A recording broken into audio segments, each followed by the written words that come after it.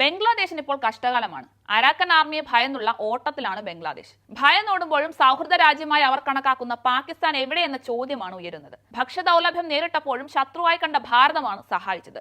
ഇപ്പോഴിതാ ആർമിയെ ഭയന്നുള്ള ഓട്ടത്തിലുമാണ്. ഹിന്ദുക്കളെയും ക്ഷേത്രങ്ങളെയും ആക്രമിക്കുന്ന ബംഗ്ലാദേശ് ഇടക്കാല സർക്കാരിന്റെ നടപടികളെ വിമർശിക്കുന്ന മ്യാൻമറിലെ വിമത സൈനിക വിഭാഗമായ അരാക്കൻ ആർമി ബംഗ്ലാദേശിലെ സെന്റ് മാർട്ടിൻ ദ്വീപ് പിടിച്ചെടുത്തിട്ടുണ്ട്. മ്യാൻമറിലെ വിമത സൈനിക വിഭാഗമായ അരാക്കൻ സൈന്യം നേരത്തെ മ്യാൻമറിലെ ഹിന്ദുക്കളെ ആക്രമിച്ച റോഹിംഗ്യൻ മുസ്ലിങ്ങളെ നാടുകടത്തിയവരാണ്. മ്യാൻമറിലെ പടിഞ്ഞാറൻ ബുദ്ധമത വിഭാഗത്തിൽപ്പെട്ടവരാണ് അരാക്കൻ സൈനികർ. നിർഭയരായ പോരാളികളാണിവർ. അരാക്കൻ ആർമിയിലെ 2000 സൈനികർ സെന്റ് മാർട്ടിൻ ദ്വീപിൽ സ്വതന്ത്രരായി വിലസുകയാണ്.